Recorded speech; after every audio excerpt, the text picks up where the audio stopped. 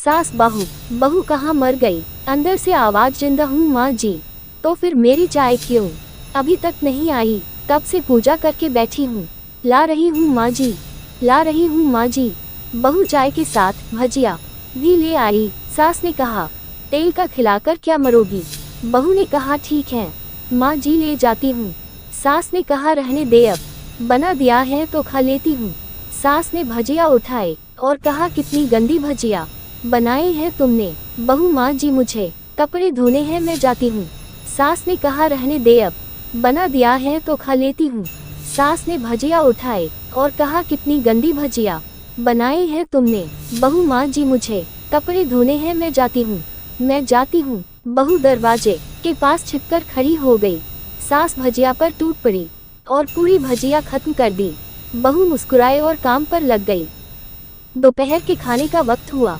सास ने फिर आवाज लगाई, कुछ खाने को मिलेगा? बहू ने आवाज नहीं दी।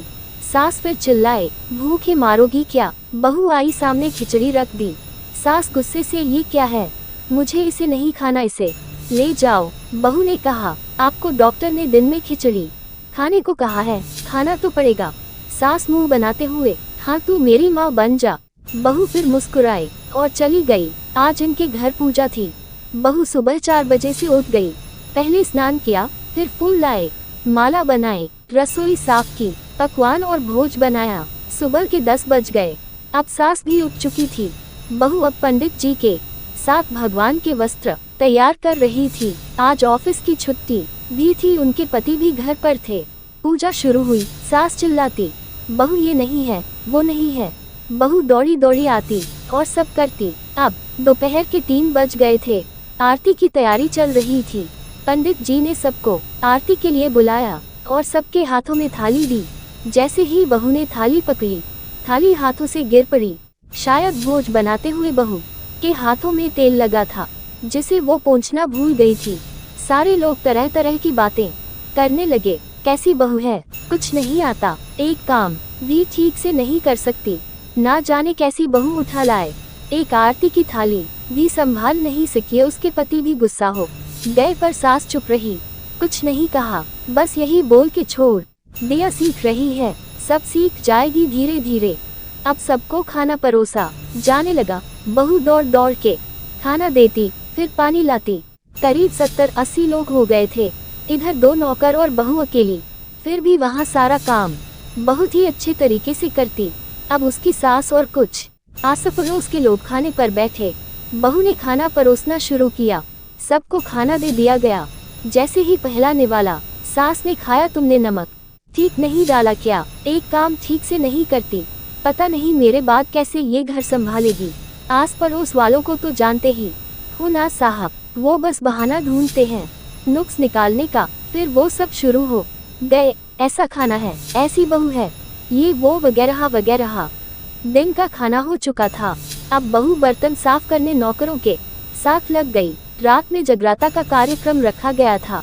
बहू ने भी 1-2 गीत गाने के लिए स्टेज पर चढ़ी। सास जोर से चिल्लाए, मेरी नाक मत कटा देना, गाना नहीं आता तो मत गा, वापस आ जा। बहू मुस्कुराई और गाने लगी। सबने उसके गाने की तारीफ की, पर सास मुंह फुलाते हुए बोली, इससे अच्छा तो मैं गाती थी जवानी में, तुझे तो कुछ भी नहीं आता। बहू मुस्कुराए और चली गई। अब रात का खाना खिलाया जा रहा था। उसके पति के ऑफिस के दोस्त साइड में ही ड्रिंक करने लगे।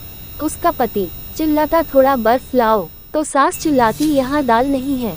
फिर चिल्लाता, कोल्ड ड्रिंक नहीं है, पापड़ ले आओ। इधर उधर आखिरी में उसके पति की शराब गिर पड़ी उसके एक दोस्त पर और बोलत टूट गई। पति गुस्से में 2 झापड़ अपनी पत्नी को लगाते हुए कहता है, जाहिल कहीं की, देखकर नहीं कर सकती, तुझे इतना भी काम नहीं आता। सारे लोग देखने लगे। उसकी पत्नी रोते हुए कमरे की तरफ दौड़ी। फिर उसके दोस्तों ने कहा, क्या यार, पूरा मूड खराब कर दिया, यहाँ नहीं बुलाया होता, हम कहीं और पार्टी कर लेते। कैसी अनपढ़ गवार बीवीला रखी है तूने, उसे तो मेहमानों की इज्जत और काम करना तक नहीं आता। तुमने तो हमारी बेइज्जती कर दी। अब आस पड़ोस की औरतों को और बहाना मिल गया था। वो कहने लगी, देखो क्या कर दिया तुम्हारी बहू ने, कोई काम की नहीं है।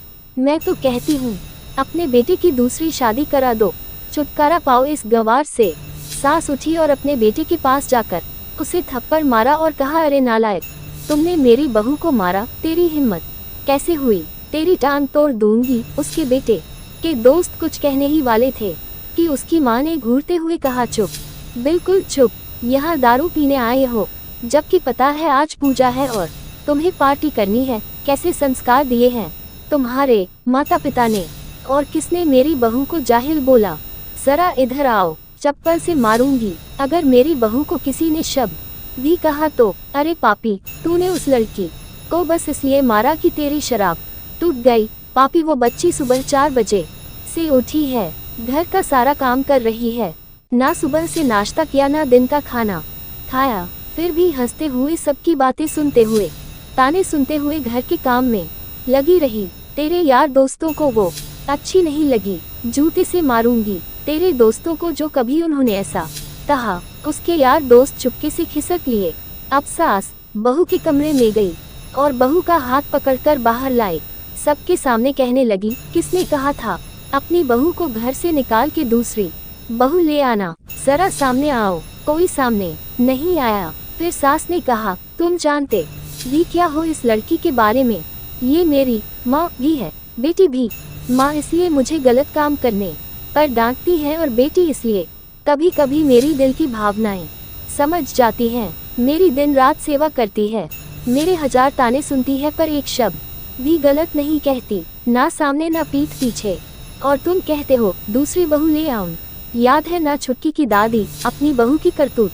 सास ने गुस्से से पड़ोस की महिला को कहा, अभी पिछले हफ्ते ही तुम्हें मियाँ बीवी भूखे छोड़ घूमने चले गए थे। मेरी इसी बहू ने 7 दिनों तक तुम्हारे घर पर खाना पानी, यहाँ तक कि तुम्हारे पैर दबाने जाती थी और तुम इसे जाहिल बोलती हो। जाहिल तो तुम सब हो जो कोयले और हीरे में फर्क नहीं जानते। अगर आइंदा मेरी बहू के बारे में किसी ने एक लफ्ज भी बोला तो मुझसे बुरा कोई नहीं होगा, क्योंकि ये मेरी बहू नहीं मेरी बेटी है। बहू सिसकियां लेते हुए फिर कमरे में चली गई। सास ने एक प्लेट उठाए और भोजन परोसा कर बहू के कमरे में खुद ले गई। सास को भोजन लाते देखा तो बहू ने कहा, अरे माँ जी, आप क्या कर रही हो, मैं खुद ले लेती।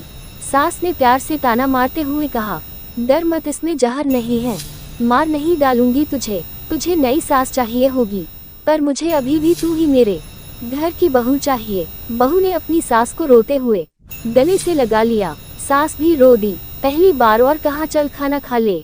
फिर मजाक करते हुए कहा, फिर मेरे पैर दबाने चले आना, और ये ख्याल मन में मत लाना कि सास पैर बोलती है, किसी दिन मैं इसका गला दबा दूंगी, क्योंकि कभी मैं भी यही सोचती थी। दोनों खूब हंसने लगती हैं। कुछ रिश्ते बहुत मीठे होते हैं, बस बातें कड़वी होती हैं।